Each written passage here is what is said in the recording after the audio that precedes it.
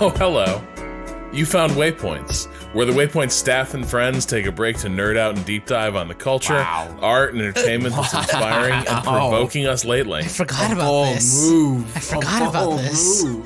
Gathered around the table this week, we got Patrick Klepek. Is this in a document, like the same and document? Our producer, Ricardo Contreras. I think he's got a separate document, Patrick. I think Rob will contribute. He will participate in our little Trello-assance. I was gonna say, but secretly, what he's doing is just taking from his documents and putting it into the Trello. Right. So I guess we can interact with it, but he will still have his documents. That is my read on the situation. Has this intro been added to the Trello yet? I might have a problem where I kind of have a nesting doll of organizational aids and tools that, like, might be a Rob situation. Yeah, a management matryoshka. Yeah, and the funny thing is, obviously, these things are meant to like make you more efficient.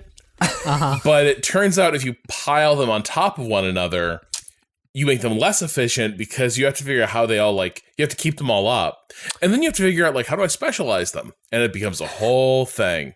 But anyway, that's a 2022 project. We're going to rationalize that nesting doll. In this show, later we're going to be talking about the last season of The Expanse, Yellowjackets, the show from Showtime about a high school women's soccer team that goes full on Lord of the Flies following a plane crash. And we're going to talk a little bit about, I promised it was happening, 2022, my year of motorsports. We'll discuss it. Wasn't enough to have a Patreon and a full podcast where you talk motorsports. Like, now finally I could talk motorsports. At last. Nobody holding me back. Thanks, Waypoint Plus. But we also got ambushed by some breaking news, just a bit before we were going to record, which is that Sony has announced that they are acquiring Bungie. Patrick, do we have a dollar figure for this yet, or is it just like an agreement in principle that we know? So how much? Okay, we do. So Kato probably already knows. So we'll just use Rob as our cipher for this. How much do you think it is? Or let's lay out some of the stakes, right? Let's look up these recent acquisitions. So on the high end, we have, the Activision Blizzard acquired by Microsoft for, was it 68.7 billion? You have the ZeniMax / Bethesda acquisition, which was for 7-point-something billion. Let's say 7 billion. Let's see, the Take-Two Zynga was for 12.7 billion. What other acquisitions am I missing? But I think to lay some groundwork for my guess, I think all of those are much larger scale acquisitions than this would plausibly be. That would be that's enough. I think that gives us like there's a 7, there's a 12, and then there's the big boy. There's the 69. So where do you think they come out on Bungie? I would guess everything, things tend to get inflated at moments like this, but I would still say they're not crossing the billion mark. I would still say this is at most a $700 million acquisition. Okay. Jesus. Right. So you're wrong, and I'm gonna give you an opportunity to reevaluate your guess and to continue with let's talk maybe some extra context. Lower. Which is that we are in the midst of a race of consolidation, very akin to what happened over the rise of Netflix, Hulu, the HBO Max. We're more towards the end stage of the quote streaming wars or whatever, and we're in the beginning stages of a very similar sort of arms race occurring in games. So knowing that would naturally in some ways inflate the value of properties, but also encourage companies to purchase them now before the inflation really hits and it causes them to cost more. If you were to go up from 700 million, where would you land? I wouldn't go over $1 billion. But what if you did? Well, then I'm spending someone else's money. You are spending someone else's money. I might, okay. You need to think bigger. Oh my God, this is the dumbest deal. You're kidding me, right? No. They didn't buy Bungie for like $3 billion, did they? 3.6.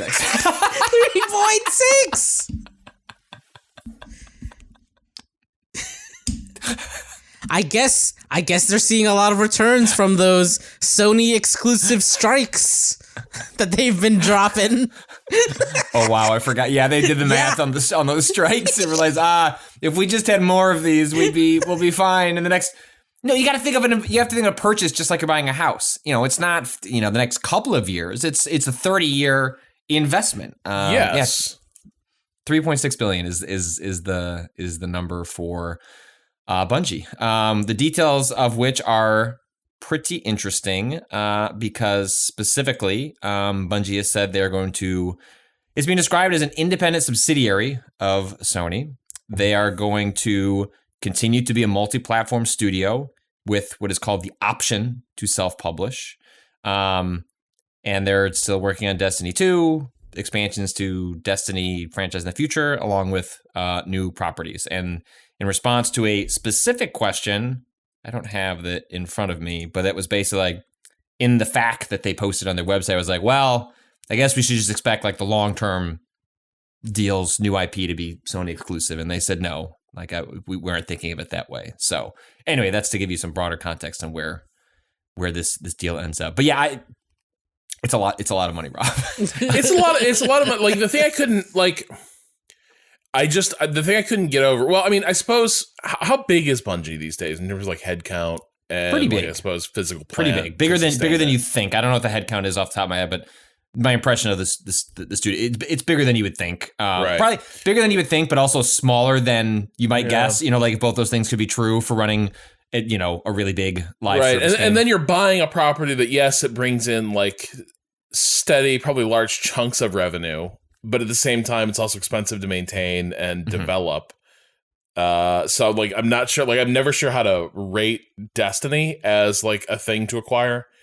Because it's like, it's a viable concern, but I don't know that it's like a massive profit center, right? So I don't know that you're like buying into, and now we just reap those rewards. Yeah, I don't think they bought Destiny. I think like this is a long-term investment in live service specialization, which is something that Sony has no expertise in. Like look at the way they have fumbled all attempts to do even like kind of like the basics of like streaming games. Like they focus on single player, cinematic, big budget experiences. That is their bread and butter. That's Insomniac, Naughty Dog.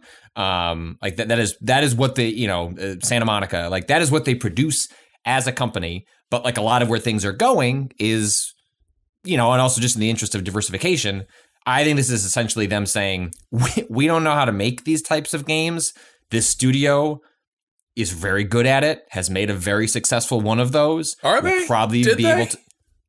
Destiny, I think the financials of that are less important than the fact that Destiny is incredibly popular, has a devoted fan base, and is by, as much as people complain about it, a game that is beloved. And is one that extracts money from people on a regular basis. I think that's what Sony bought, was we would like a studio that is very good at that. And yeah, I think this is one of those cases where like, I don't know where the exclusivity will map in the future. You don't spend billions of dollars to acquire something that you don't bend to your will to some degree. But it is also the case that these deals usually obfuscate what that's going to be. Look at how Phil Spencer was wishy-washy about what's the future of.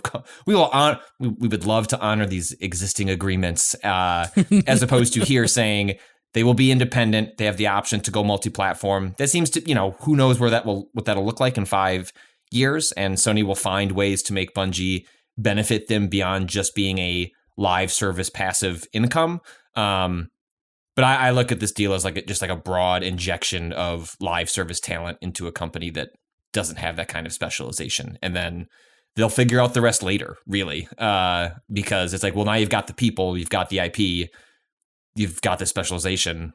How does this materially benefit other than us like getting to quickly have some passive income? I don't know. But they can figure out those details as they go forward. Kata, where are your feelings at This hits closest to home for you. Yeah, I don't know. It feels like if I were working at Bungie, it would have been like, it feels like a little like out of the firing pan and into the fire.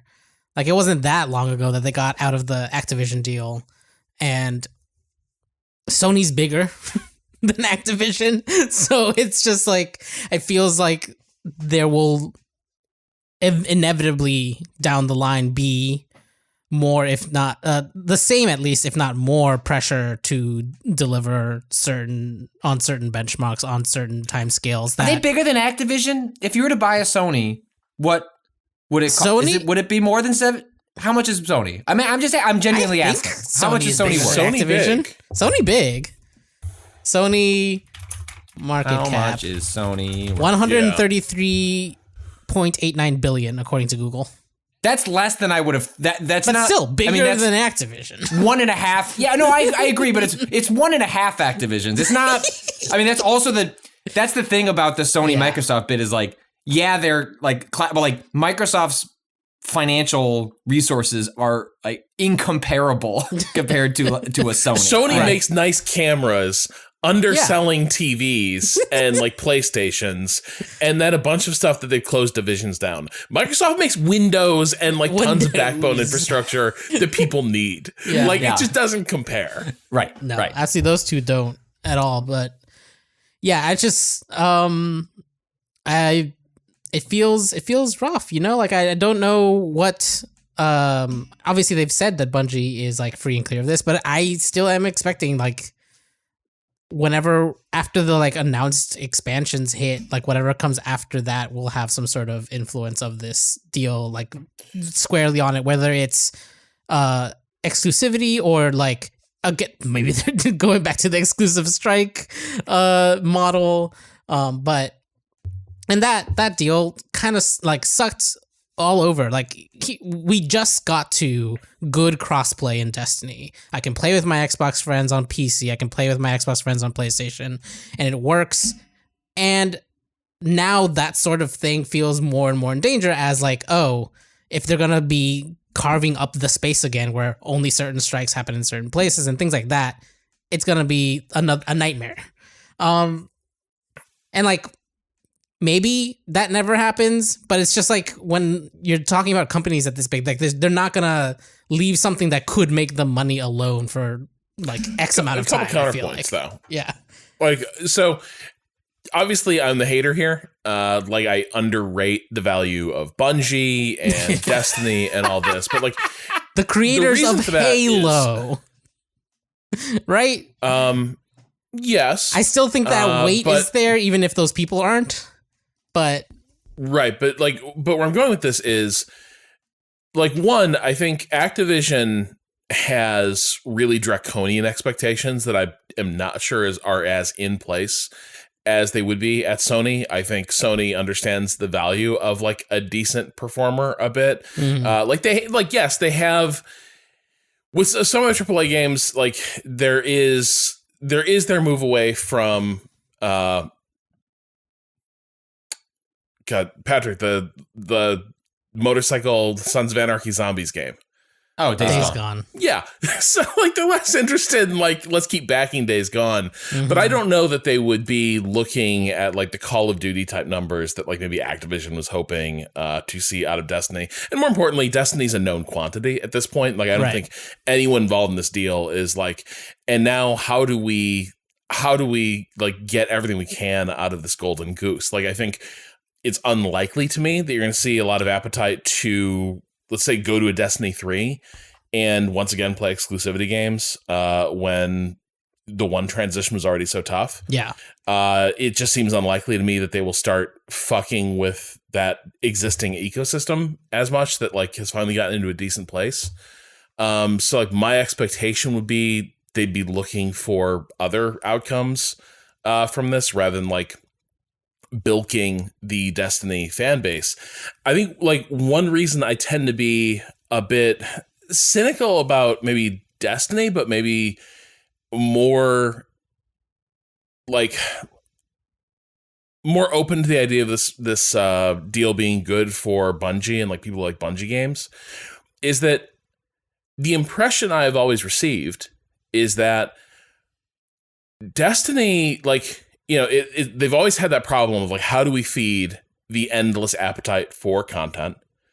You're kind of needing expansions to hit and then sort of finance the next year of development. It always, like, from the outside feels not shoestring, because like the production quality is there. They like make good stuff. But it also seems like they're constantly constrained by the fact that like they have to always like finance their next year of development on the backs of whatever is the new expansion. And I'm not sure I'm not sure they have, like, it seems like it would be a really fitful and stressful way to run a business, where you're kind of hoping for these injections and then you have to budget everything out. It's a bit like running a company as like just a ginormous freelancer in some ways, where it's like as soon as we deliver this project, then we can budget out our next year. And I'm sure that's not entirely the case, but I think one of the things that the arrival of a company like Sony on the scene does for you is it just stabilizes cash flow, right? And it makes it easier to have those conversations about like, what are our resource levels? So like, I kind of have a suspicion that the shackles that will come with this deal, the handcuffs, I suspect they will probably not be as onerous as the constraints that come with the fact that you are running a live service game on the back of still a predominantly like retail product model. So that is kind of like where I would like be hopeful for the Sony acquisition, is maybe Sony like can sort of look at Destiny, and Bungie can be like, hey, if we had our druthers, if we were reimagining our business model, how we would do this, here's what we would do. And Sony, because they're not sort of path dependent the way Bungie is, could probably make some of those transitions happen. So that's kind of my view, is like where this starts to make sense is I feel like Destiny is probably a thing where might even be better if it gets some outside investment. I'm not sure this is something you milk. It might be something you grow. Well, and I think this is an instance in which, you know, in talking to some folks in and around this deal, that like, look where Bungie wants to make games of a certain scale and ambition, right? Like their swings are really big. Like they could have made Destiny under Microsoft, and Microsoft kind of balked at what they wanted to do post Halo, and that was a huge part, you know, what contributed to the breakup of those companies years ago. Being independent and then having to find the financing to pull off things like that, I got the impression got increasingly stressful and weird, and that the notion of being able to take those swings underneath like a corporate umbrella rather than having to go out and find those funding sources was a source of comfort in going after a deal like this. It's like, you know, I mean, Bungie already did that, right? Like they've been developing a new IP in collaboration with Tencent, a studio that, or you know, a company that for all the hand-wringing we're doing about consolidation, like Tencent's been out here buying people for a long time. It's just like companies like Sony and Microsoft just catching up to the party that Tencent has been doing. They just haven't been doing the name brand ones that are like very familiar to the people on this call, right? Like they're snatching up all sorts of developers. They just announced the studio they're doing with the Yakuza guy, right? What's that the designer's name? Oh, I don't remember the designer's name. Wow. Okay. Well, you know what I'm talking about. But anyway, like they've been doing this for a while. This is sort of like catching up on into like sort of our orbit of games and things that we follow, especially in like the non-mobile space. And then in concert with that, one thing that was pointed out to me earlier today by someone not associated with this deal, but just sort of observing it from afar, and someone had mentioned this to me separately when the Activision Blizzard deal happened, was, you know, Bungie themselves just recently had a long, really good investigative piece by Rebecca Valentine over at IGN about that company's like culture and like inability to self-police and help its staff when there were issues of harassment and other problems. As these companies get acquired, if you have an issue at a studio, if you're at a company that seems bad, these acquisitions also mean you are there are fewer places to go. It's like, oh, well, I guess I'll just go to another studio. Well, that studio is also owned by the parent company where like you had a bad experience at that one studio. And so as this consolidation continues, the more studios get under a single corporate umbrella, the increased chances are that, well, if things are bad, where are you supposed to pivot to? Because the other places might be under the same place. And then you have to just rely on like that specific developer somehow having, handled it better or better corporate culture than the one you were at. But like that's also one of these like weird consequences of the consolidation that I hadn't really considered, was that it makes it more difficult if you have a poor experience to find somewhere that could be a fresh start, because the fresh start might contain the same email login that you had before. Yeah, I mean it's certainly at its most pointed around issues of like harassment and abuse, but it also just again like goes to stuff like we're all familiar with the fact that like not many places do raises anymore or like career development. And so like I think we're all sort of used to this model of well, if you want to like grow in your industry, you change jobs, right? You go somewhere else. Well, if it's a world of like all lateral moves under the same umbrella, I imagine that also starts to feel again like a little bit enclosing, right? Where it's just it's harder to get a better deal on a variety of fronts if increasingly like the company is able to set rates across a wide variety of developers that might be a landing place for you. So yeah, like I don't know. It's I think Sony also indicated that there more acquisitions are coming. Not a huge surprise. I mean, Square just seems that's the one that a lot of people come back to. Sony already, they essentially bought, a year plus of exclusivity of Final Fantasy VII Remake.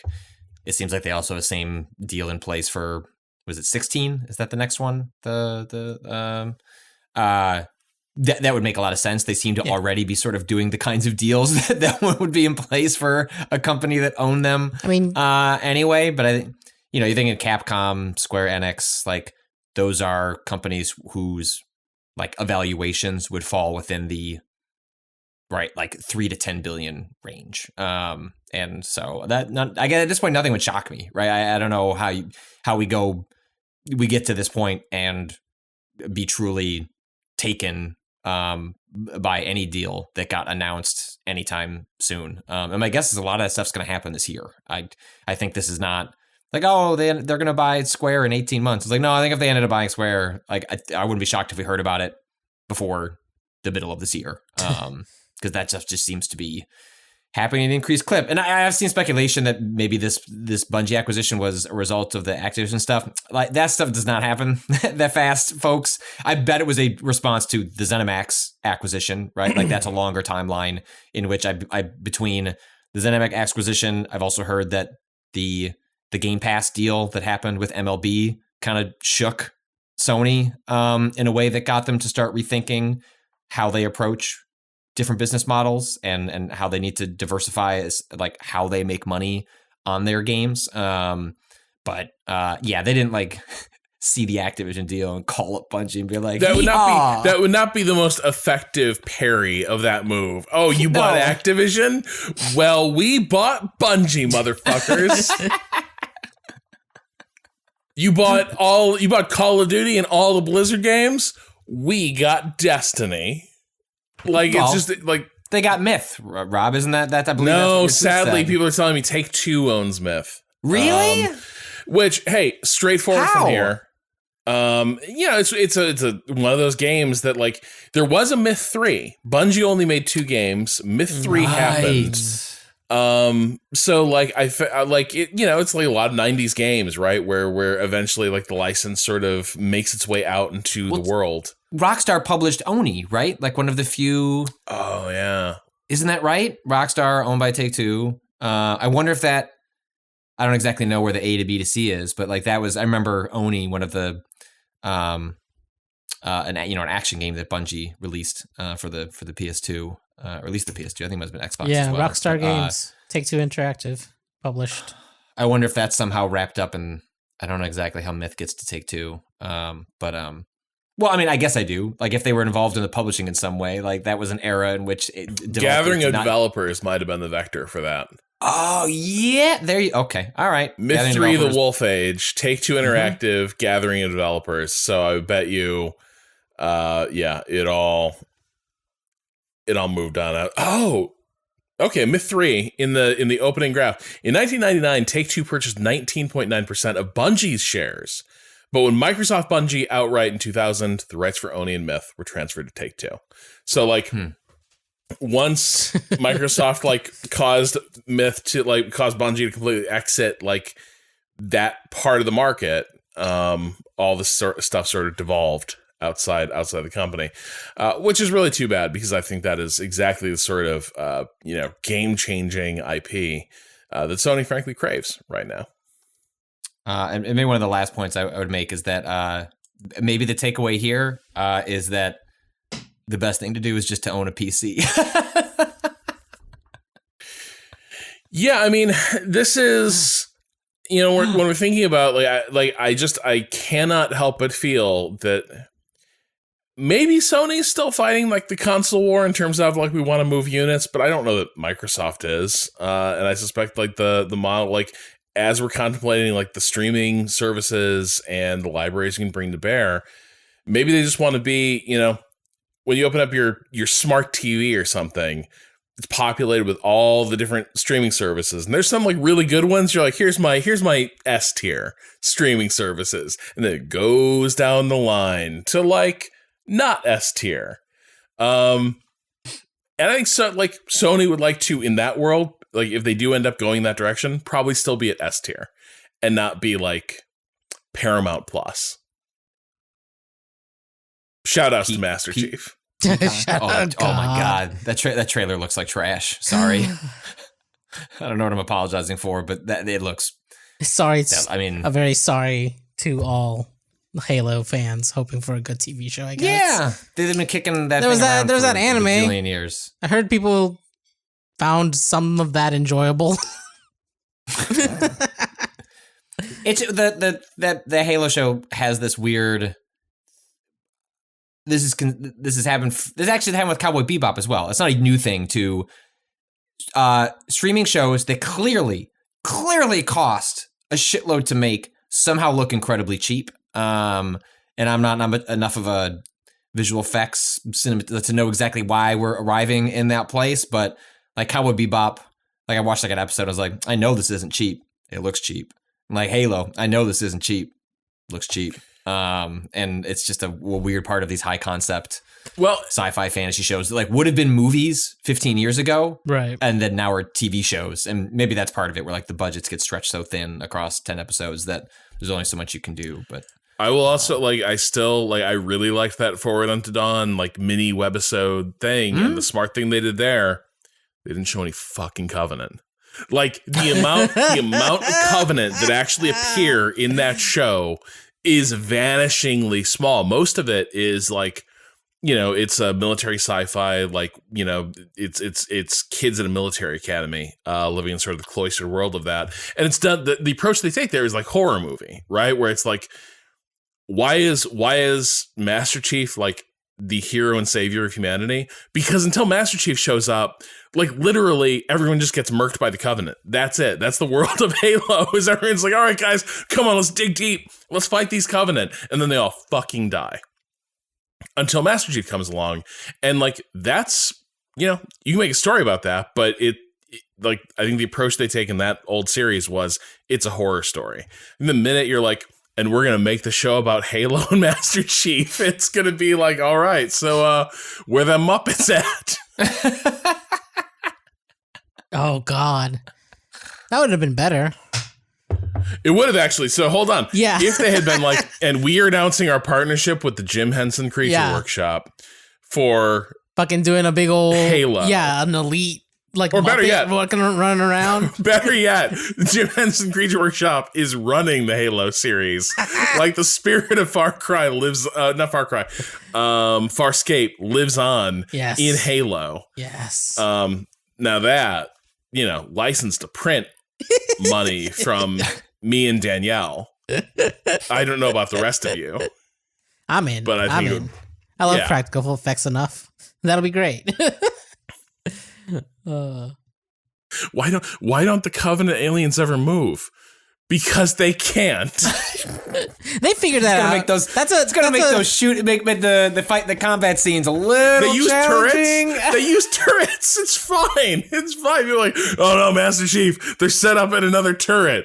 I've got this, and like it's fine. Like everybody's like, that's Halo. Look at him go. He's so heroic. They're in a tank. You're never gonna see the little Muppets inside of it. I've got this.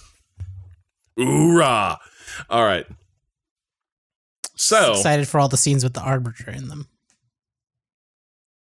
With the what? With the Arbiter. Just lots of dialogue. Just get real close up on those lips that don't make sense. That'd be great. I would love that.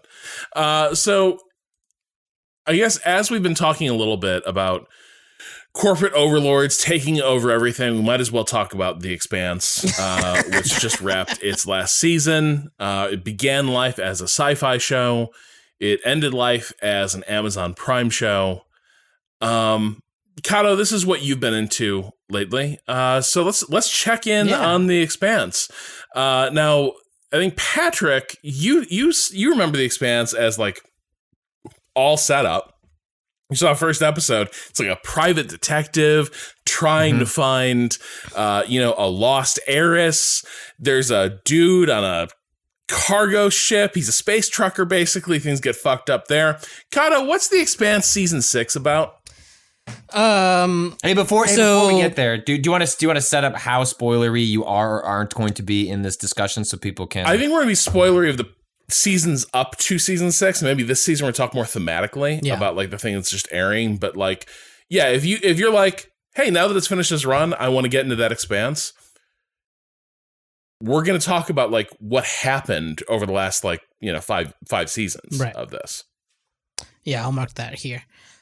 So we open season 6 with Char Aznavour from Gundam pointing a rock at Earth, and it's Char's counterattack, and everyone's already seen that movie, so that's spoilers, I guess, for The Expanse season 6. It's Char's counterattack. It's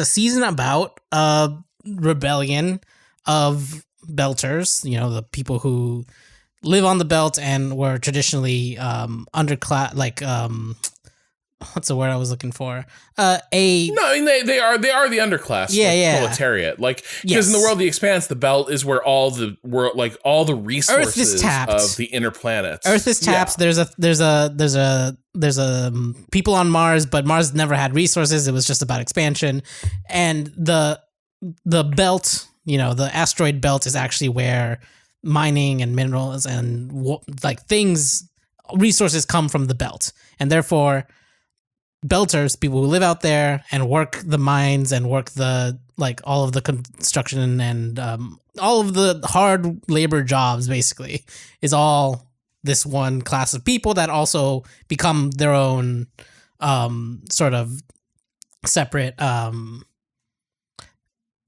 what's the word I'm looking for? Not like ethnic group, because it's a mixed ethnic group. No, but it's a culture. They become that's the word culture. I was looking for. It's become their own culture. They have their own language, which actually is one of, I think, the most interesting and well realized, really convincingly like space Creole that I've heard ever. I think that they just did a stellar job of picking out the ways people talk about things based on their sort of position in the society. Like, a lot of the Belter Creole has to do with those jobs that they were kind of all doing as humans expanded out into space. But there's a faction of those people that are now rebelling against the inner planets, the Mars and Earth, and we're seeing basically that conflict, which actually has been spans from the first. The first season is mostly set up for this, but then after that, it kind of becomes the running through line of these three kind of sectors of humanity are the things that are coming into conflict most often, and how the politics between them is kind of what I think is you can make the overarching the overarching plot of The Expanse is it's about class. It's about different classes of people and how they struggle for power. But it's also about revolutionary politics. Right. And I think this is like one of the things that,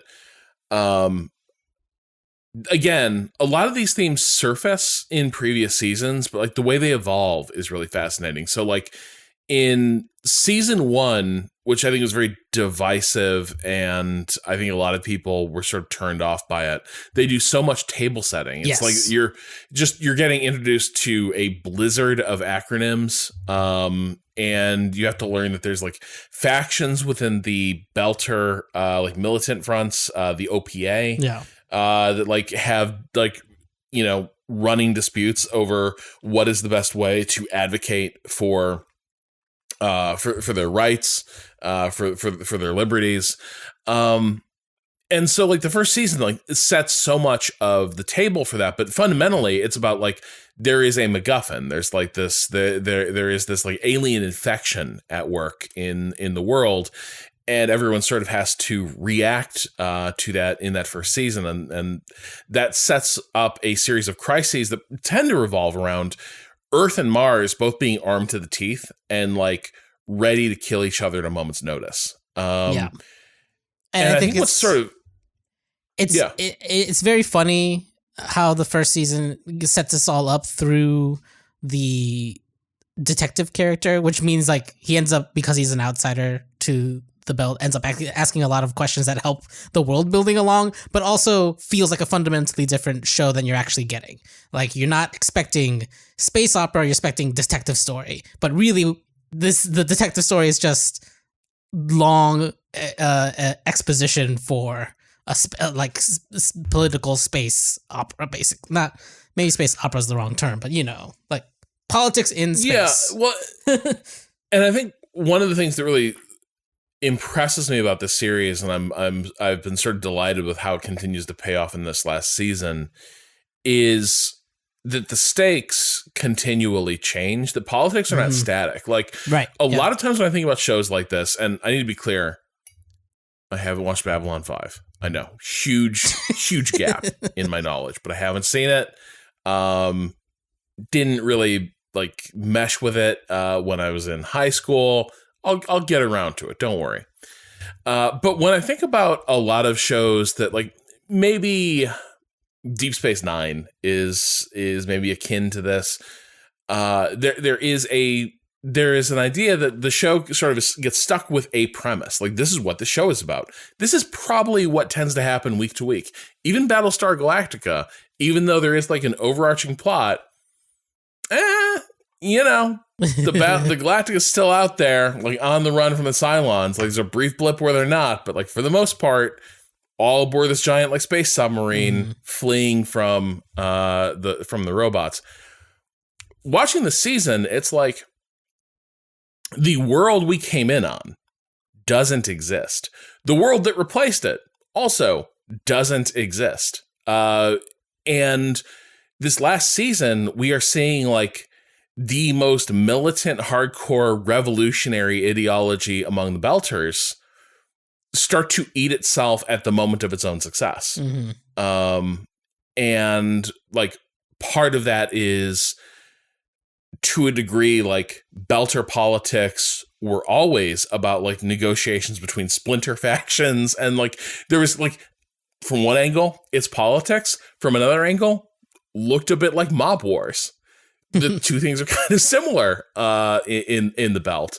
And this latest season, so much of it is about dealing with the fallout of like one of these factions finally decisively wresting control of the movement and delivering their greatest victory over Earth, which, you know, in the last season was the slow motion horror of realizing that they were just going to beat the shit out of Earth with asteroids. And they do. Like, in this season, it's like, happened. Is Earth dying? Might be. I I have issues because I finished the season.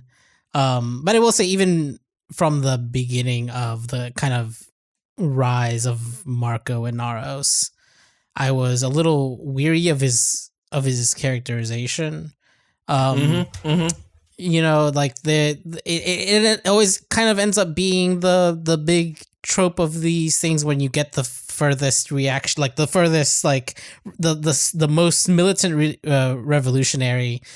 There's kind of a type, right? It's the reason that he gets there is because he's like super charismatic, but also that charisma is all just a front to like mask like really kind of selfish and evil intentions, even though they're speaking words of revolution and like, you know, uplifting their own people.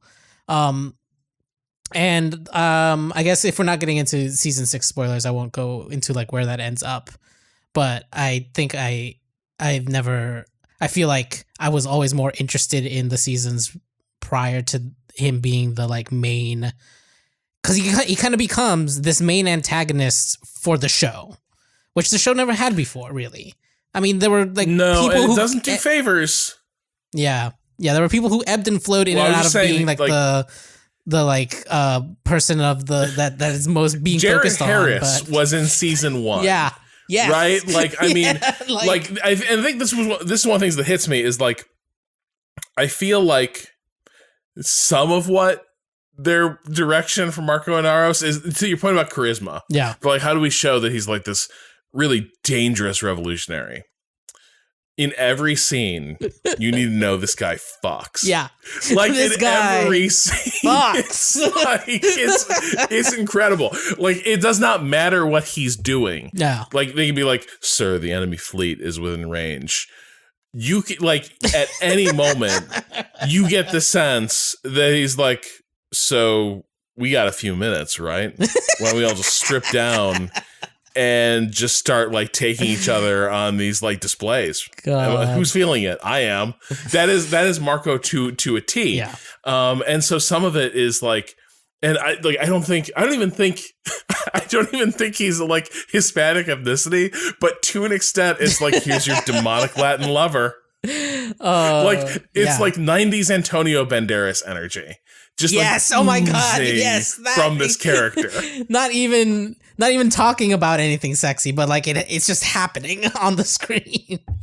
Yeah, I think that I've generally I found it more interesting when it was kind of breaking across more disparate factions.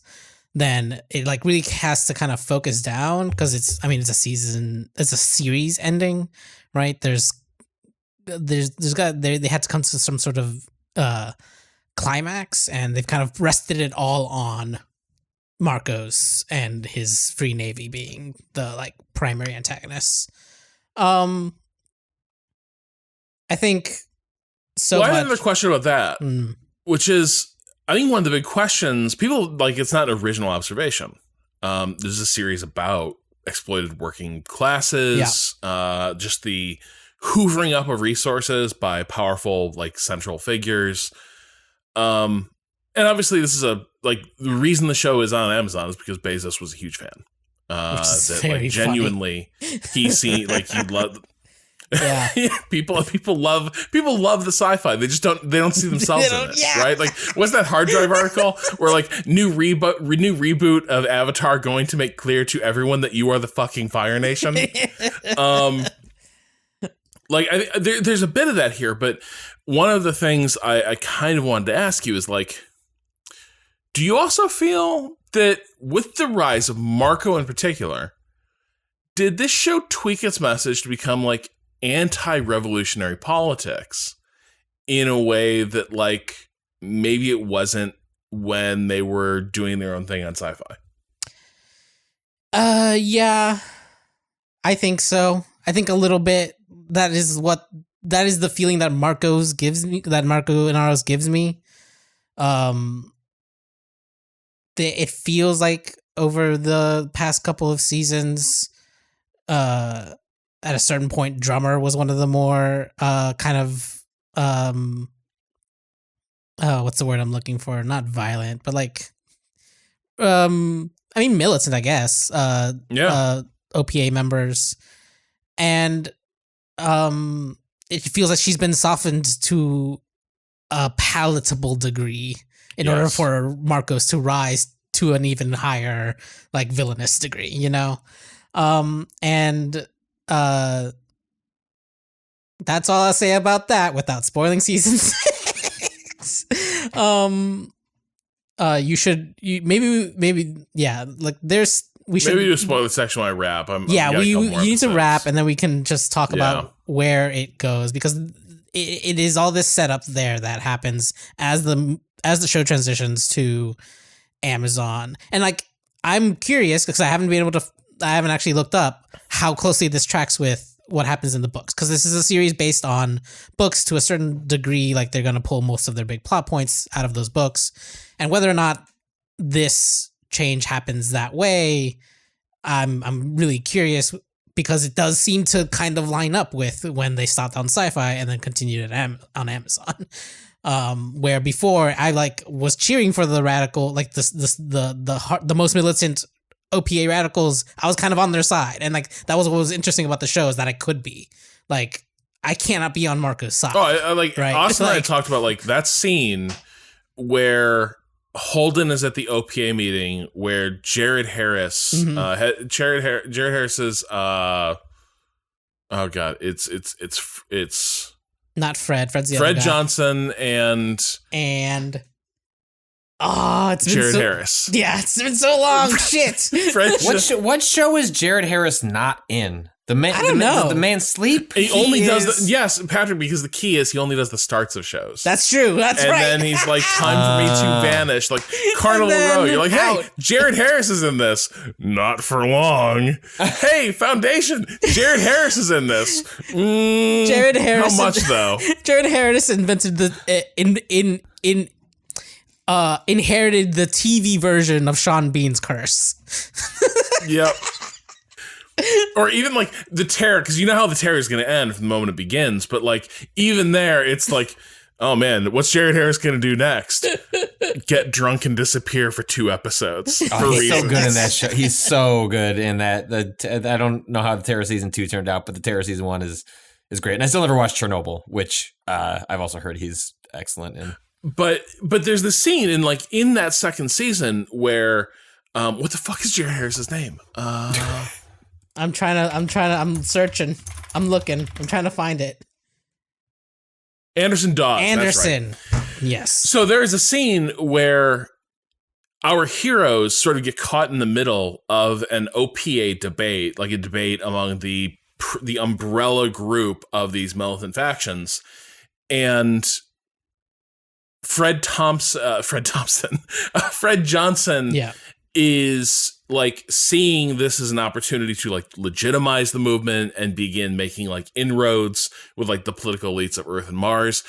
And Anderson Dawes' character does this really amazing Mark Antony like betrayal, like rhetorically, and like they end up having this like really vigorous debate that the show just shows you. The show just shows that like, hey, in this revolutionary movement, the visions people are pursuing are wildly divergent. Like their goals align to take the first step and open up possibility. And after that, where they want that possibility to go goes in a million different directions. That was what made The Expanse so interesting. Yeah. Marco kind of ends all that, and you don't even see the debates resolved. Like I think in this season they're like, oh, and by the way, he killed Anderson Dawes off screen. Right. And like we did? Okay. I guess we couldn't get Jared Harris. Couldn't get Harris back. And so like that, so that stuff is a little bit frustrating. That like I think you get the politics get a little bit flattened, and then you get like kind of a ooh, but what if too much revolution, huh? Huh? Like, and I'm not sure I'm not sure it's a real divergence from the show, but it is from the books, but it is like it's hard not to see, and sort of mourn the fact that like the different ideologies they were setting up in the earlier parts of the show's run. By the end, it's just like, and this guy is just like a completely off the chain terrorist. Yep. and they got to put him down. Everyone needs to work together. The politics on Earth and Mars are going to align, and now it's like team good guy and team bad guy.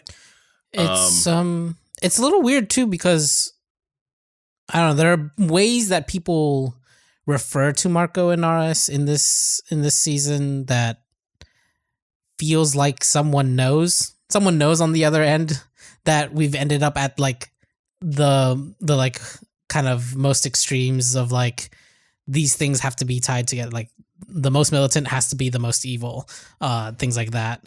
And like I kind of like I felt it's weird. I feel like Marcos as a character kind of fell flat for me, but the way that the other characters kind of react to him still felt in line with what they've been building. Like they can't kind of break that momentum from those earlier seasons, but Marco himself is that break, kind of the way that he's been characterized.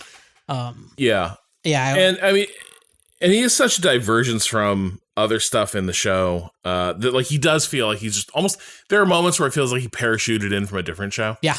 Yeah, totally. There are like they keep me like the key thing is he is the ex of one of the major characters, Naomi Nagata, who we meet in the first episode. And it's one of those things you keep coming back to, and it's like,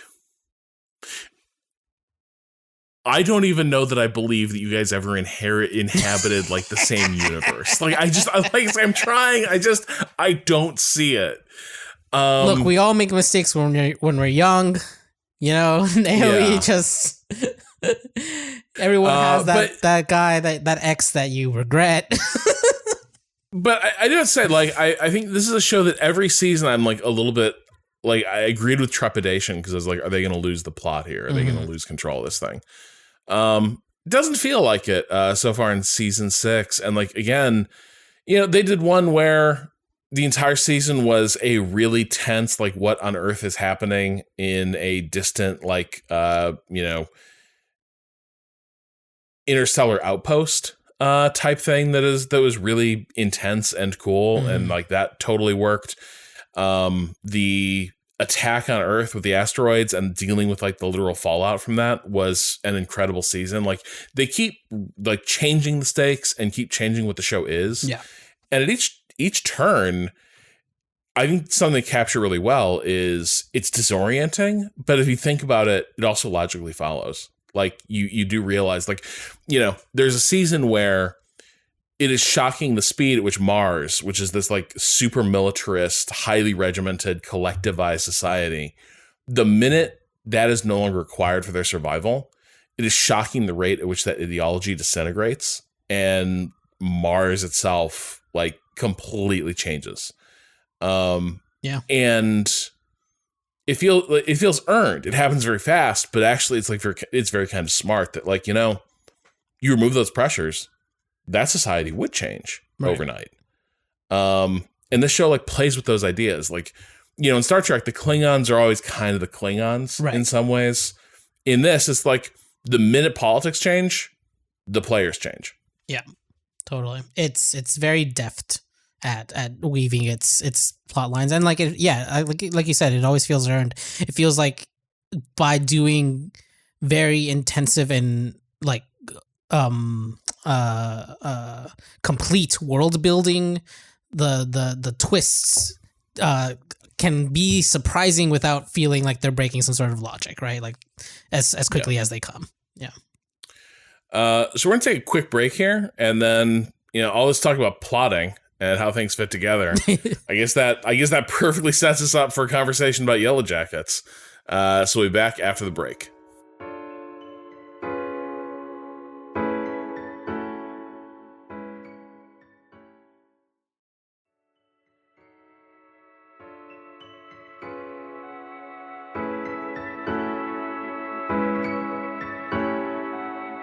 All right, Patrick, so you've been burning to talk about Yellowjackets. I canceled my Showtime subscription last year, unfortunately. So I am late to this. Tell me of the Yellowjackets. Rob, I can solve this for you. Like, quite literally today, you should have gotten an email related to the screeners that we get because of the union we're in that will give you a link that will let you watch all of the Yellowjackets. Probably in standard def, though. No, definitely not. Nope. You'll be good. Oh, really? wow. Okay. That stuff has come a long way. Okay. From getting DVD discs. Has so it? My guess is you. Yeah. My mailbox was I watched- full of DVDs this winter. It Well, is, that's but still you also happening too. Yeah. But you also got emails with apps to set up. Are you I watched all serious? like Nightmare Alley, all that stuff with like What? 100%. You Shit. were reading the emails, Kato. No, but I watched Nightmare Alley in SD with those watermarks on it. No, there was an associated app Shit. that went alongside God that I was damn able it. to watch all of those. Anyway, that is not that remotely applicable. Get in a union, and then you too might be represented by the Writers Guild and not vote in an awards thing that because you don't know anything about it, but then can watch the movies at home. Oh, I'm voting with in it. with your name plastered across. So when you have guests over, which obviously you would never do, you would never show any of those films to anyone else. But if you did, it would have your name across it, and it would seem a little bit odd. Anyway, Yellowjackets is a show on Showtime, the Dexter Network. That is basically Laura. I really liked Dexter when it started. Season 3 was a peak, and then so I'm not going to watch that new one out of protest. You described it at the top as sort of like Lord of the Flies with a bunch of teenage girls. The premise is that there's a soccer team called the Yellowjackets. They are positioned as sort of for a lot of people, probably when in high school, the team that the school gave a shit about was the football team, like, or at least that's how it was always in the Midwest. Like, it's really like, oh, isn't it nice that like some of the other teams are like good or like went to nationals, but like it was always the football team that you went to the like pep rally for. And in this universe, which it is the 90s, but like in this here. Fucking the Yellowjackets are the shit. They are the football team. Like they are like the thing that the school is psyched for. Like they are the pep rally. They are just crushing it. And so they are getting ready to go to nationals, which is sort of like, the height of heights for competition in high school sports. And they're on an airplane. On a private jet, like one of the parents of one of the kids is rich and allows the whole team to use the plane as their vehicle to get to nationals. There's an incident in the air that is unclear what occurs, but the plane crashes. A number of people are killed, but a number of the team members of the Yellowjackets survive. The show is split between 2 time periods. The time that they are in the woods, which takes place. This is said very early on. It's a very minor spoiler, but they're out there for 18 months. Then the show also takes place across the present timeline with a set number of people that have survived the ordeal in the woods, and what is the lifelong trauma that occurs as a result. The opening scene of this show is quite literally a bunch of teenagers in cult gear wearing animal skins, cutting open another teenager, clearly to get ready to consume them. Then that's cross-cut with like what is it like to go through a horrifying trauma, and what would that bring with you for the rest of your life? And so like that's kind of the setup of Yellowjackets as a show. What I thought was interesting to talk about today was less the specifics of why I think the show is a work of genius, which I do, but is like recently, Kato had mentioned he had finished watching season 1 of Lost.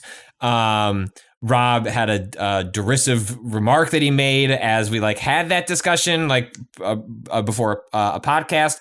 And the stage I wanted to set for this show is that it comes so many years after the debut of Lost, a show about mystery and characters in which the tension between those two things led to a lot of consternation, or a lot of like irritation on certain parts of the audience. It also inspired a bajillion ripoff shows, which was like, what we need is a high concept mystery show that's going to stretch over 10 seasons and we're going to answer a bunch of questions, and then they all get canceled in their first season because they weren't interesting or worth watching, or didn't take the right lessons from Lost. And I think Yellowjackets is in the post-Lost era the show that I think most successfully understands what made Lost a fundamentally interesting show in the first place, and takes all of the right lessons from what worked there and what didn't, and then applies it into, a new story. And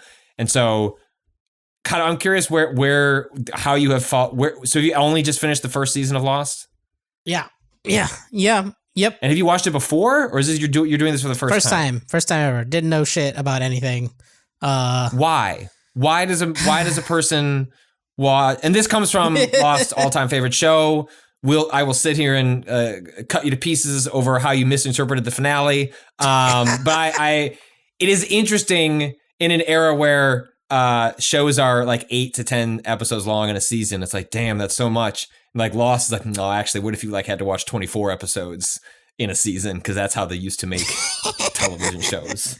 I mean, it mostly ended up happening because a discussion happened in a Discord that I'm in where me and mostly a couple other people were like, we've never seen it. And then enough people on that Discord were like, holy shit, what?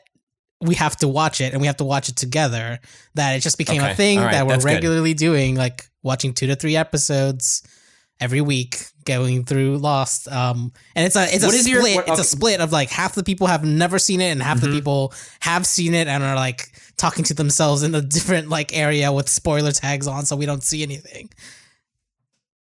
What is? I guess I'd ask the both of you. What is your impression of Lost as a show? Like, either personally or just what you take from the cultural conversation.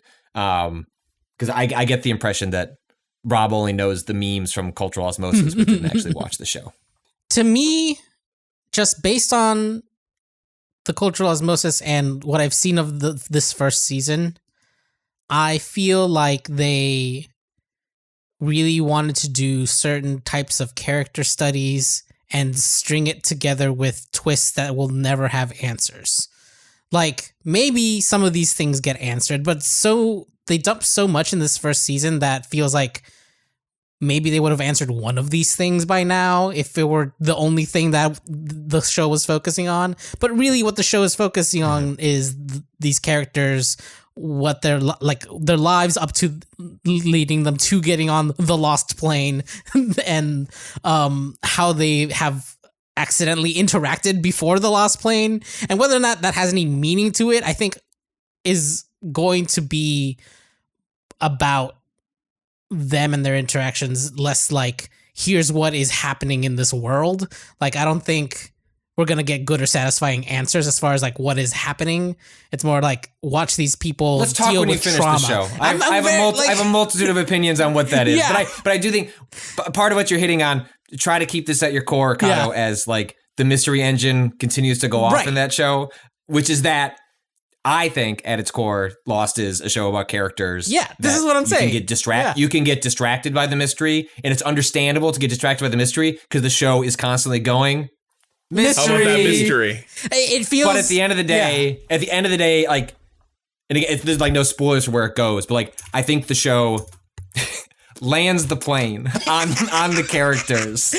Yeah, no, it feels like and like does kind of messily sort of goes like answered, but like if what you were there for is like where does the character Jack and everything that orbits him. That's like, what I think the show it feels like they're nails that part. They're smuggling interesting character work under like the guise of you have to tune in to find out what happens, but what you end up finding out is more about these characters, and like maybe that was just a thing that TV had to sell in this different way for people to be hype about it, but like it feels definitely like they kind of stumbled into it. I think like it's I mean the history of Lost is like interesting to read, like especially because like the character of Jack was supposed to be stunt casted as Michael Keaton because they were gonna kill him off in the first 10 minutes during the plane crash. And that was going to be one of the gimmicks that got you in the show.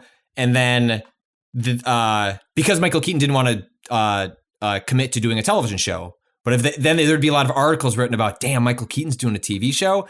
And then that's how they would get you kind of like into the show. But then they wanted Jack to be a more central character. And so they cast the Party of Five was the show that dude was like largely known for before. Anyway, like how this connects to Yellowjackets is it is like, yeah, like the high concept is like Lord of the Flies, implications of cannibalism, like hyperviolence. But it's really a show about these characters, trauma.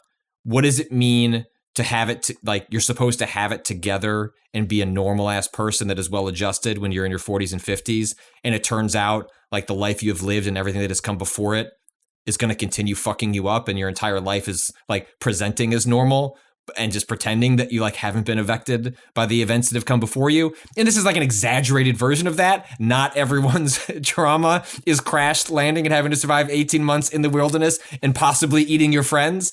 But like in life, we all have like our equivalent of things that are like life-defining events that shape what we do going forward, that we may claim to be beyond or like suppress or work around or even recognize and like, you know, go to, you know, therapy and like work through, but it still defines you. And this like show uses, in the same way that Lost used a high concept premise to kind of like drag you in, but whereas Lost frequently, because it was sort of piloting this notion of like balancing these two things, frequently lost the plot on how what it was like, the shiny object and the characters.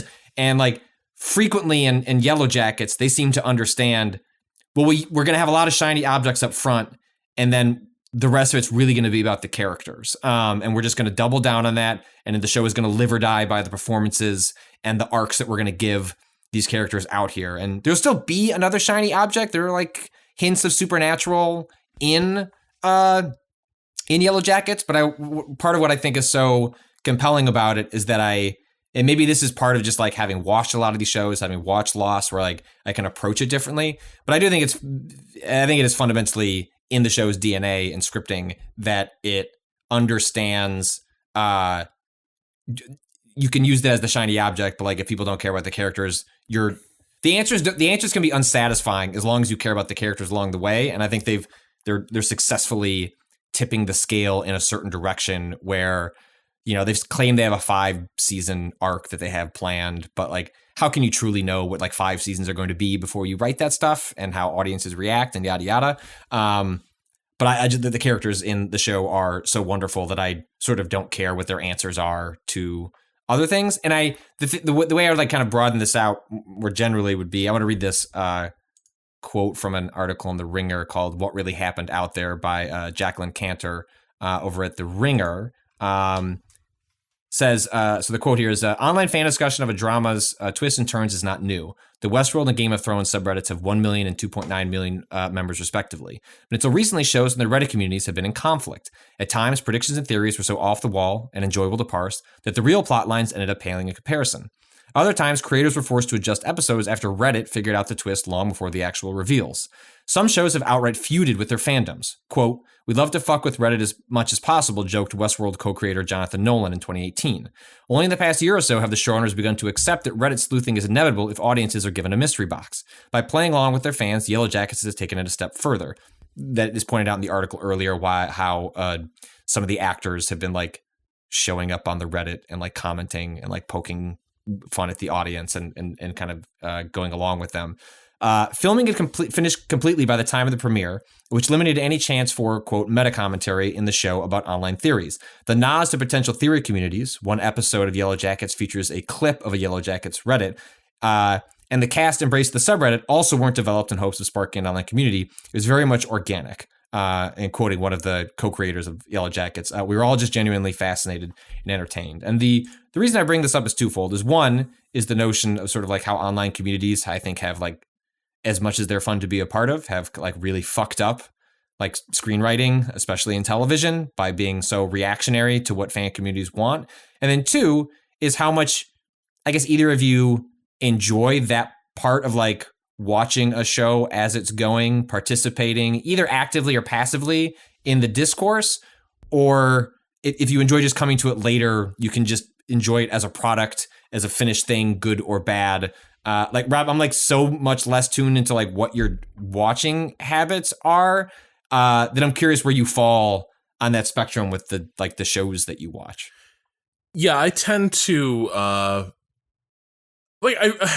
read interesting recaps, or like if I'm really like curious what the current theory about something that really is really perplexing is, I will seek it out. But there's kind of two things. One is that I do know that a lot of times these communities a lot of these puzzles are not hard to figure out ultimately. You know what I mean? And like to an extent, I am certain that if I read enough theories, I will encounter like the solution to the mystery, just from the sheer amount of like brute forcing happening there. Or someone will guess it and then retroactively it's correct. Where it's like if you read a theory, even if it's just a theory, if the theory is correct, in some ways they've solved the puzzle, even if they didn't know they had done it, which is a way a lot of these communities end up working. Right, and I think I do have the awareness that sometimes this stuff does filter its way into the product, because like showrunners do start reacting to this stuff and start like having the relationship go a number of different ways, as you alluded to, but like they have a relationship to the fan theory community, and I tend not to like. I think this is kind of like one of my issues is that in general, I love a good mysterious vibe around a show, like the aura of mystery. Very important. The mystery itself, less so, right? But I think like one of the reasons that I started to like stay away from Lost was that it did. So I had gone through Alias, J.J. Abrams' spy show. Sure. Yeah, I've heard that famously the mythology on that show got fucking out of control. Right, because repeatedly it's just like J.J. Abrams and his creative team kind of like spinning up new mysteries that are ever less satisfying because like they can't sustain their conceits for very long. And so you end up with like, in Alias world, the central animating stuff was this like Renaissance monk, Rambaldi, and the Rambaldi devices. And this stuff was like the shit that justified like action for season after season after season. And I started to see some of those fingerprints on Lost as well, where it's like, no. This is just the Rambaldi device, but like different. But like I've been down this road, right? Like I have climbed down that hatch in a different show, and there was nothing good at the bottom. And frequently it's like, well, we had to put something at the bottom. It sucks. And so there we are. Like that was often how Alias started to feel. Whereas what was most like my favorite parts of season 1 was the sheer amount of like, what the fuck is happening here? Like the smoke monster, right? Yeah. Like one of the most terrifying and mysterious and completely like contradictory things that I've ever seen on TV, right? Like, was it an animal? Was it a machine? Just like, all this shit. Why does it sound like a New York taxi, like ticketing, which I think is where the primary sound effect comes from on the smoke monster, is like an old New York taxi. But like it's ticket sound. It's incredible stuff. And the end, like the thing is, it's like I don't know that I need like I am certain that once they're like, here's what the smoke monster is, I'll be like, oh fuck. Really? That's what it is. I'll say it's one of the less satisfying. There is an answer. Oh no, they answer that one. Shit. Kind of. Here's what else. Like, Lost haters will attempt to refute this, but there are answers genuinely to just about everything you would want to ask. Interesting. The reason they get mad is because they're just unhappy with what the answers are. Which And that I can sort of like take or leave depending on like what we're talking about. Stupid questions get stupid answers. Right. But all of the big stuff that you were like, well, I wonder how X, like they get there. Like they get to a point that, and Lost was fascinating because they were basically like the show's creative like lull occurs in the beginning of season 3.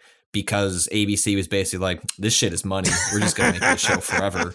And the showrunners, like J.J. Abrams was involved in the pilot and then bounced. He was doing like the Mission Impossible movies and Star Trek, and like so he was there in the beginning and then moved on.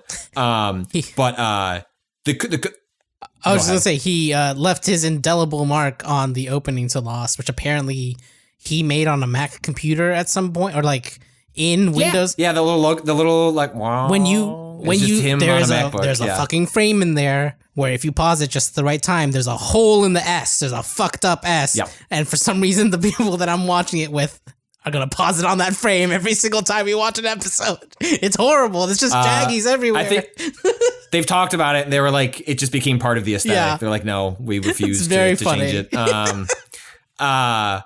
But they like the beginning of season 3 where the show is really just like spinning its wheels because it's just like, how are we going to do this for 24 episodes every year? How do you build towards an end game? And they like basically forced ABC's hand to like, hey, make 3 more seasons and you can be done. And they cut the episode count down significantly. And there's like specifically a scene, you'll get there.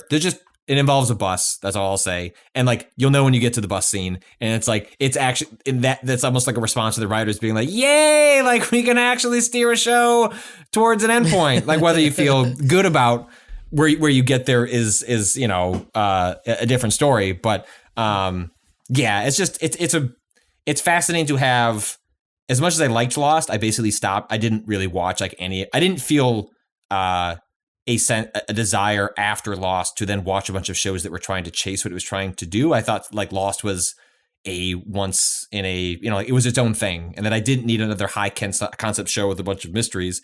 And actually the show that most affected me after Lost was the show that Damon Lindelof, one of the co-creators of Lost, did, which was The Leftovers, which is probably my second favorite show of all time because it's essentially the anti-Lost. Like it is written from the start as being like, hey, here's a high concept a premise of the rapture occurred or a rapture-like event. And the show communicates early on, we are never going to tell you what happened. You are never going to get answers to this because it's supposed to be in a way of like, I've compared it to like when my dad had a heart attack, which is like, there's no answer to that, man. Like shit just happened and then your life just moves on. And in the show, it's like, shit just happened and then life moves on. Like, whoops, like half the population disappeared. Like, you still got to wake up the next morning and figure out what you do with your life.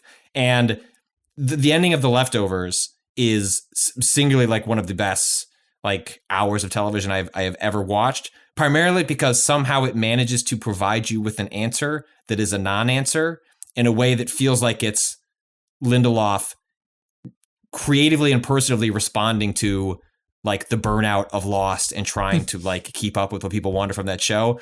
If you ever get through that, you should absolutely watch The Leftovers because it's like a fascinating counter creatively to that show that I found equally satisfying. So there's 2 things just because I enjoy this moment so much. And I just want to I do want to say season 1 of Lost, the chemistry teacher lecturing them about the volatility of dynamite is one of the funniest beats. Like just one of the most stunning moments of that entire season. Like the polar bear pales by comparison to when he gestures with the dynamite. Yes. He's in there for like 3 episodes. It's like, why is the kerchief guy back? It's like, and he's this guy has calling out the fact that like the primary characters are always off doing their own thing, and like no one gives a shit about guys like him. It's very funny. It's amazing. Beautiful. But the other thing I wanted to talk a little bit about is I think something else that I'm hoping this like structure ends up helping Yellowjackets is that so. With Lost, at least the parts I've seen, so much of it is about the past. These are characters dealing with their past, and like that, Lost itself is like kind of all these characters are to some extent in their own limbo, trying to resolve things about their past. But a lot of like the key formative events for them are now done. And a lot of their backstories is like, how did they go wrong to become the person we now know on this island? What's interesting in Yellowjackets is that it's about, to your point earlier, Patrick, about like, there's some things that just started like really influencing or defining you moving forward, or how in, the Leftovers, it's about like carrying forward after such an event. I think Yellowjackets was interesting is that ultimately we're positioned with the adults who've been marked by these events. And the horror and like the really eerie part of this is all flashback, but like a lot of the tension, the mystery is like, oh, what did happen? But a lot of the tension is like, what does all this signify for these characters today, right? That all these characters are, as this is being resurfaced, it is forcing new crossroads on them. And when it also we've talked about, I don't know if we talked about it on the podcast, but like when you talk about the notion of spoilers, it was like if you know something, does the anticipation of knowing it's going to happen, but not knowing how you get there, can that be more exciting than the surprise? And I think to your point, what's interesting about Yellowjackets as a narrative structure is it removes one of the original like, how does this resolve? It's like, oh, they get out, or at least some of them do.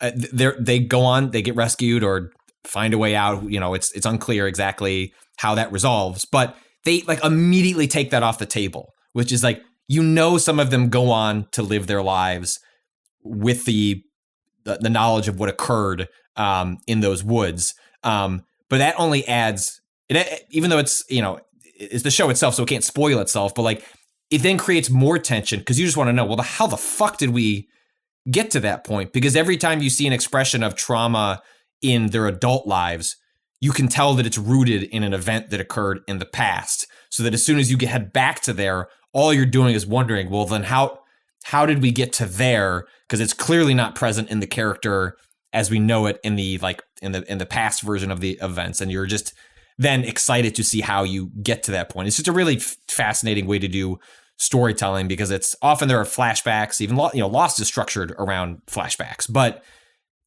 where that's like all over the place, where it's like they can pick and choose where the flashback is occurring and tell a particular story. Like this is just two timelines that are occurring concurrently, and they've just chosen that like, well, we're gonna map the consequences of one of the timelines to this one. And it's like so many years. I mean, it's like, it's like 30, 40 years later, like after these events. And of course I have to mention it's got incredible, every 90s crush is here. Christina Ricci is here. Like Juliette Lewis is here. Like there are just like multiple women like now, in middle age who you had a crush on at some point in the 90s here just being completely unhinged. So, I want to make sure we have time for your topic, Rob, but I will just close with being effusive in my praise for Yellowjackets. I think people should definitely check it out. And you didn't get the sense that it's starting to get away from them over the course of this first season? That like, I think that never happens this early, right? Season 1 of Lost is basically immaculate. Yeah, and I think a lot of I think the I can go on about Lost. I think like the answer to the central mystery at the end of season 1 is answered. The opening minutes of season 2 are also like a fucking all-timer, like screaming off the rooftops, being like, I cannot believe what I am watching. Very excited for when you get there. Please tell me when you are going to watch it, Akato. Thursday. Set the date. Thursday, we're starting season 2. I'm excited. When you hear a vinyl, could you just let me know, Akato, is all I will say. I don't think for these mystery shows in a season 1, especially when it's only 8 to 10 episodes long, that's actually not a lot of time to fill. And so I think where these shows go off the rails are once you lose the momentum of a high concept premise, and you have to keep it going. And like, so I think the next season is where you'll get a better picture of can they keep this going? Do they have answers that'll be satisfying? But I guess I would also say, as my concluding point, part of the why it's more fun to watch it in the moment because you can almost sort of it doesn't affect you as much if you're like in the hype of it as it's occurring, as much as like watching it. Like I'm so curious how things land for Kato, like watching Lost as a cultural artifact where you can just binge it as opposed to. There used to be a website called Is There a New Lost Episode.com because sometimes Lost would air like 2 episodes and then go off for 6 weeks. Jesus. Like, is there even an episode on tomorrow? Because Lost was such a huge moneymaker for them they would just position episodes up against like it was a weird show at a weird time. Weird. I think that's part of the reason, like, some of the people who have seen it have kind of suggested that we do max 3 episodes a week. We're like taking it slow, letting it percolate between watchings, you know, kind of trying to rebuild some of that, like, you know, that space between getting new chunks of information and kind of like thinking through what might have happened and discussing it amongst the people who haven't seen it yet. And, you know, the people who have being mostly quiet and snickering in their corners. That would be me. That would be me. And so I'm not in your Discord, but you now need to tell me yeah. your updates so that I can debrief with you. So my waypoints this week, you know, this year I'm really getting after it. I'm really just gonna you know, really changing. Rob's changing some habits, you know, just a new Rob has appeared. And this Rob loves sports car racing. Oh, wait, Rob. Wait. Isn't that old news? No. I loved Formula One racing. I did like sports car racing in the past, but I'm going to watch more of it this year. That's my New Year's resolution. So this weekend I had all kinds of ambitions, and instead I just watched tons of the 24 Hours of Daytona. That is, obviously an endurance race. It takes place at the Daytona Speedway. They use the infield track. If you played a variety of games, but like it pops up all the time in Forza Motorsport 7, the infield track at Daytona.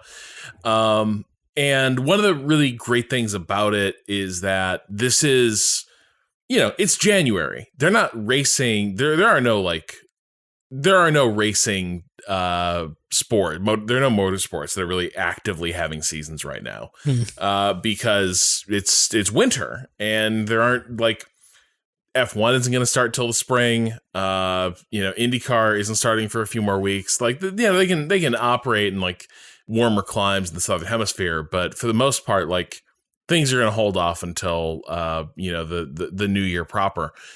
But Daytona, being in Florida, always sort of kicks things off. And because nothing else is running, you get really wide-ranging groups of people attending the event to compete in it. So you'll have like Formula One drivers, ex-Formula One drivers, IndyCar drivers, like sports car drivers, just from all over. And they will sort of form teams, with each other kind of at random.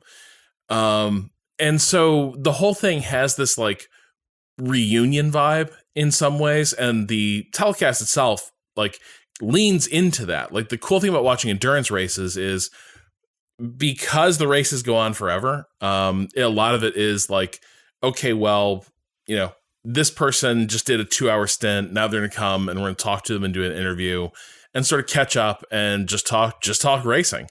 And it's really cool. It's a fun thing to have on in the background. But the other thing that the major endurance events tend to have is all these like smaller events happening around them. Because even though like I think 4 or 5 different classes of racing happen at the 24 Hours of Daytona, throughout the year when events like this are happening, usually they are preceded by what's called like support races, smaller sports basically, racing at the same venue. F1 does this too, where like Formula 2 is their feeder league. They tend to follow around Formula 1. There's a Formula sequel. I that's just the fact that I makes sense. There could be a Formula 2. Right. Never in my life have I heard that. The idea that you just casually mentioned and there's a Formula 2 is like, oh, there's Formula Ford. There used to be like GP2. Well, see, that makes it's specifically the fact that it's the idea that it's Formula : another branding makes all the sense in the world to me. The fact that there's Formula 1 and then just also a Formula 2 is just very funny to me. Well, then they have this year I think they're doing W Series, which is like women's open wheel racing. and they're trying, like, they're using that as a development league for like female talent in motorsports.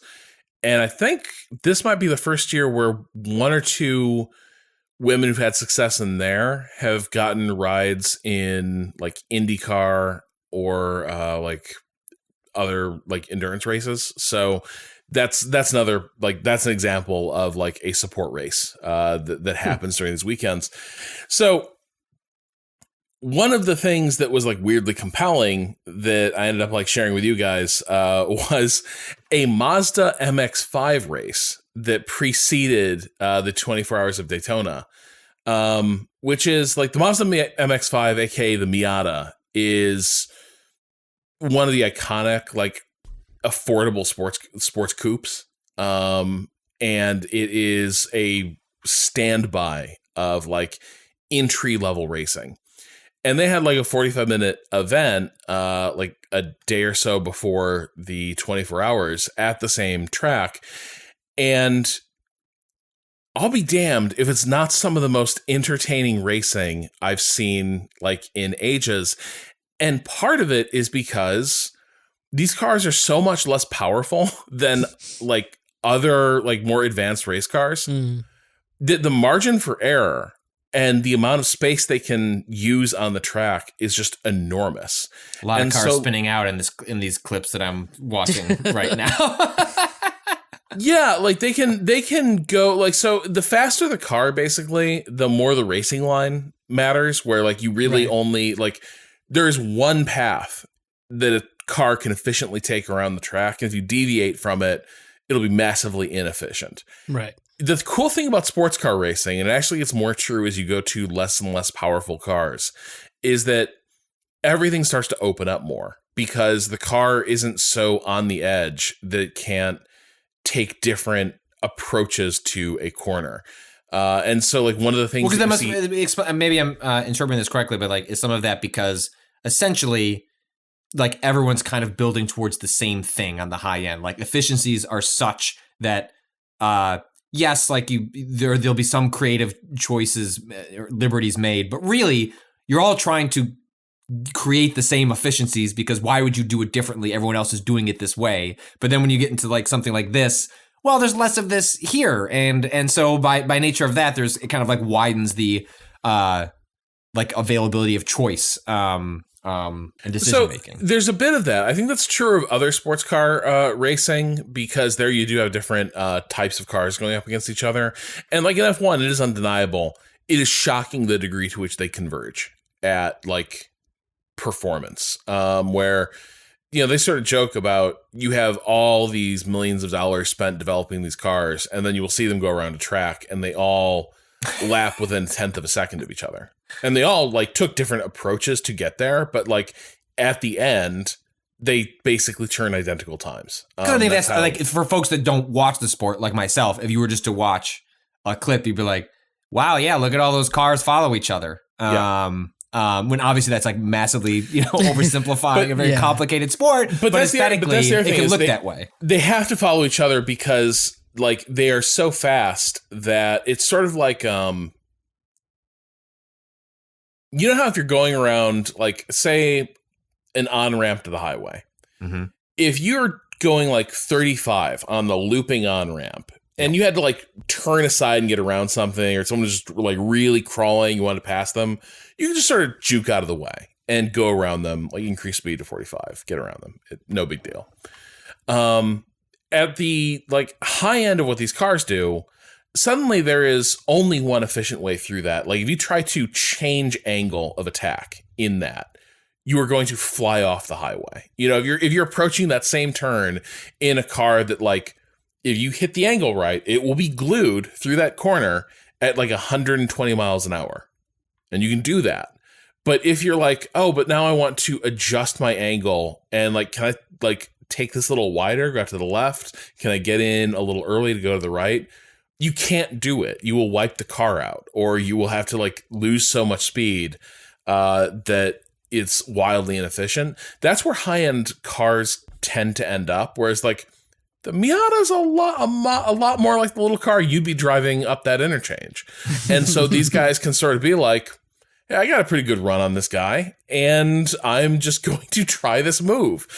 Because for me, in my little car, this corner is enormous. I have tons of options here. There's 4 different ways to approach this corner.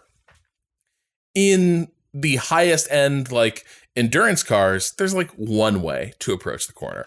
Right. And so, like, you see this MX-5 race, and they are constantly, like, wheel to wheel or even nose to tail. Like, you watch this, and they are not shy at all about, like, bumping into each other, rubbing fenders. The body that governs the sport even tried to tell them, like, hey, stop ramming each other on the straights. Oh my God. And they were just like, no. And so they just kept doing it. And so, like, they kind of let that go. But, like, that's how intense the racing gets, is these cars will get, like, literally, they will, like, form a train on the track, and they will be bumper to bumper as they all, like, sort of draft up on each other. And then when someone gets enough head of steam, they will cut out and try to get around. So what you're saying is that my drivatar was just training for this Mazda MX-5 Cup. I was kind of like, watching this, I was like, this is the level of motorsport that is most like what we play on our video game consoles, where it's like, oh yeah, these people do the same shit. Like, they will just be like, I'm not, you know what I'm going to do? I'm going to use you as a wall to keep me on the track. I want to race like a dirtbag. Thank you. They kind of do that stuff. And it's really fun. Whereas like in Formula One, you can't do that. The cars can't even, the cars are so aerodynamically sensitive, they can't even get that close to each other very easily. In the humble sports car, they're much less aerodynamically sensitive. And so they can, lap after lap, be within a few inches of each other. And like being in all that turbulence doesn't completely wreck what they can do.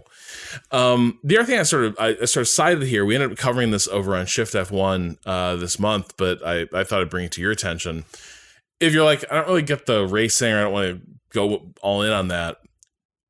Michael Fassbender did a thing with Porsche where he like is genuinely, fully trying to be a race car driver. Yeah, I didn't like. Well, I know you linked like 2 videos. Like, do you want to watch this 40-minute video? And I was like, well, maybe I can do that over lunch. And then I clicked on. I saw like, what the fuck you mean? The Assassin's Creed actor, Michael Fassbender, the robot trying to have sex with himself in Alien Covenant. Michael Fassbender is out here trying to learn how to race, and then just watched 2 episodes of that. I was like, oh, this is like way more compelling to me personally. He is.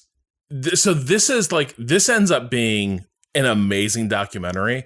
The first season, it's like all focused on him, and it's like really Porsche branding, and it's like what an incredible opportunity. And like, but you start to get the sense in the first season, like, is he not good? Is he not very good at this? And the answer is he's not, because he's coming to it late in life and he's like learning. And then in the second season, they're like, we need to accelerate your development. So even though you didn't master the lower tier of racing you were doing last year, you are now going to a considerably more challenging level in a more like advanced car. And then the season starts with being like, look, if we're not going to Le Mans, then what's the fucking point? So let's aim for that. And it's like, whoa, that's like okay.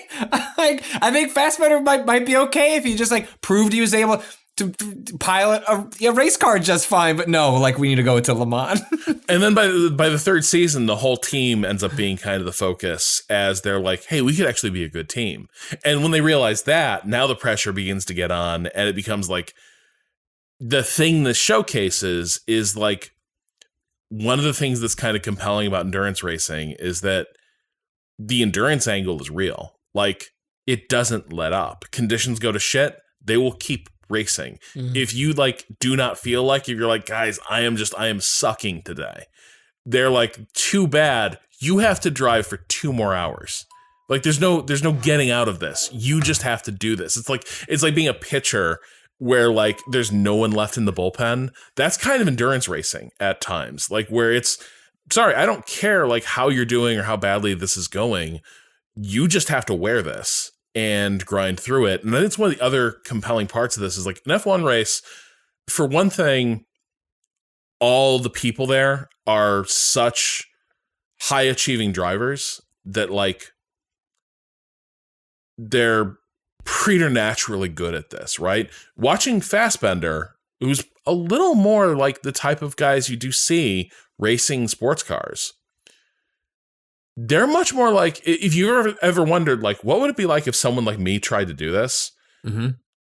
That documentary kind of shows you. And like sports car racing, what would you do if you had a support, like if you had everything around you?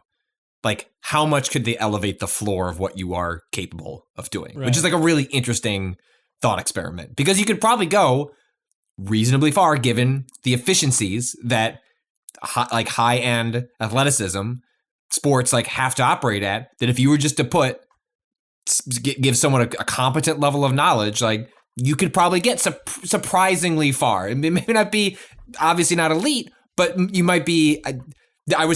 my guess is that where this show goes is like, it's shocking how far you could get. Yes, but that's part of it. I would say that's high floor, low ceiling is what I'm guessing. So the thing is, it is also, here's why maybe you don't want to know that. Because once you hit your ceiling, now you live there. And it may not be good enough for this to ever feel comfortable.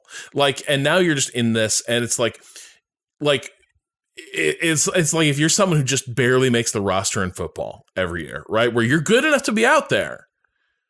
You're good enough to eat shit again and again and again. It's like when you talk about, like we went through this with like Mitch Trubisky on the Bears, where like Mitch Trubisky is one of the greatest athletes on the planet, and he sucks ass. Yep. Which is like, you can be good enough, you are superhuman to get to the point where you can make it to the NFL and then be a laughingstock when you get to that level, because you're not good enough to actually compete on that tier of athletics. And that's just a really amazing like thing to realize, because the way we talk about people who are bad at a certain thing, like, but then forgets, well, they're still better than so many other people, but we don't think about it in those terms. Well, and so this is the last thing I'll say about some of these sports car tiers as well, is that because they put multiple classes on the track at the same time, you will have fully professionalized team with like elite drivers like stacked up. Like, every single guy getting that car is just an ace. But then in the lower tiers, like the Pro-Am tiers, you'll have like, and literally this is where Fassbender ends up. Part of the rules are that team is allowed one like pro driver, one journeyman driver, and one like kind of beginner level driver. And they all have to race. Like, you can't like just say, I'm going to play my ringer. They all have to get in there. And so the other thing that makes like this really terrifying, but like really compelling as a thing to watch, is that you don't know, like these guys are sometimes racing and they don't know who's in the other car. Like, are these guys racing their pro, or is this the person who sucks? Is this the amateur? And more than that, is this a good amateur, or is this someone who doesn't know what they're doing? Like, a thing that happens repeatedly is, even as Fassbender starts getting good, you start seeing his confidence get shattered because you see people around him do really bad things, like really like boneheaded moves.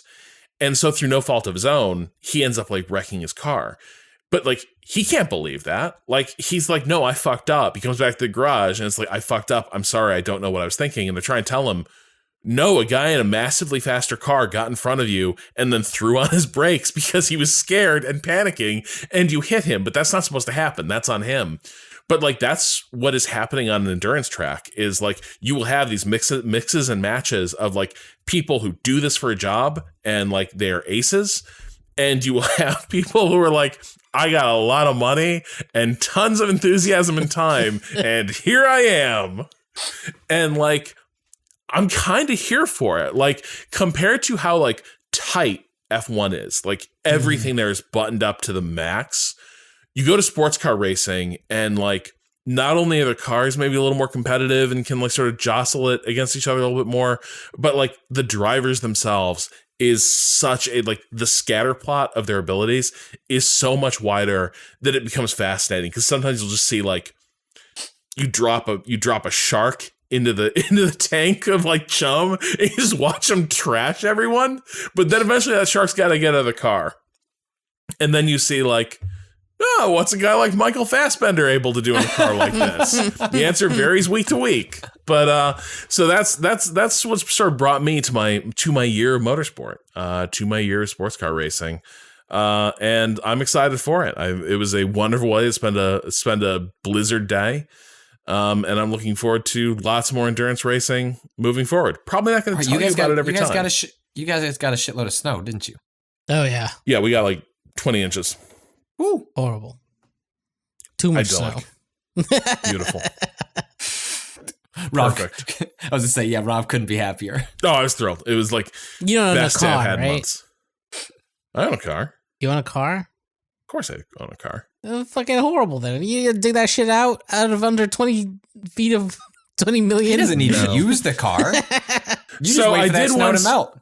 Yeah. In the winter where Boston got hit by like half a dozen like actual blizzards, I did leave a car in a snowdrift for 3 months because I was like, I'm not digging out this car so that someone can take my spot, and then another blizzard gets, I'm not doing it. So I just left it. And I was like, I wonder what's going to be left once that snow melts. Yeah. The answer was a perfectly pristine car that started on the first try. It was great. Well, I always found it fascinating when I lived in Chicago, where I'd see people do that, and then you'd have like the cycles where the snow melts just enough to get icy, and then freeze again overnight. And so you'd have some of the cars, depending on like how much sun they got, would like get free and clear of this snow. But then you'd have the people who had clearly were doing the Rob thing of just abandoning the car for a period of time until they wanted to deal with it again. And there was one that I went up to, and it was just an ice sculpture. Like it had just been encased in ice. And it's like, well, they're fucked. They truly have to, unless they're going to go out. I guess you could go out there with like a blow dryer or something and like try and get your way through. But I think if you were trying to actually break that ice, you might, put yourself in danger of damaging you just have to wait. You just have to await the season of the car. The world's most underwhelming Destiny expansion. And now the season of the car. I unfortunately was not abroad. I was out of town because a friend of my wife's was turning 30, and there was plans to go to a beach house in Jersey and not do anything at the beach because it's fucking winter still. But, hang out, have a good time, which turned into, oh shit, this fucking storm is coming. We spent most of Saturday actually digging cars out because we were going to need them to come back home. So it was coming down hard enough that we had to make multiple trips just to make sure it wouldn't become encased and stuck later. But that was because we needed it the next day, so like we had to do it. Something. Mm-hmm. So I live in a condo in downtown. Yep. There's a parking ban that goes into effect every time there's snow like this, and they plow the lots. But part of the compensation for that is the garages, of which there are many, become free. What? Like, so, yeah. So, like, all we got to do is move our car to a garage that won't charge us money during the duration of the ban. And so I'm just like, 6 hours before the storm, car gets moved into the garage. It's a big condo building. I don't got to plow. I don't have to shovel. Nothing. You know what I got to do? I got to put on some choral music, bake some cookies, and watch the snow come down and take lots of pictures. Amazing. Now the thing I do pay for is like Mina will be like, snow is awesome. I don't have to go to the bathroom. Let's hang out here in this blizzard for 3 hours and I won't do anything. Or she'll be like, oh, I want to go to the bathroom now. Oh, but the snow's too high. It touches my hiney when I try to like squat. So no, I'm not doing that. I'm just going to look at you sadly and like just not move while we both freeze to death in this blizzard. And I'm like, can you just shit? I promise you're just steaming log of shit will melt a hole in the snow. It'll be fine. And it's like, no. It feels funny. I don't like it. God. So there is that. In some ways worse than a car. Sure. Anyway, that'll do it for this week's Waypoints. We hope you've enjoyed the break and found it elevating. Please be sure to rate and review us on your podcast platform of choice, if it should allow such a thing. This has a different I like outro. to think... Huh. Yeah. I like to think we're a 5-star podcast, but it's not for me to say. We'll be back again with Waypoint Radio on Friday. Until then, do not give in to astonishment. Wow. Back, baby. It never truly went away. I never gave in to the astonishment.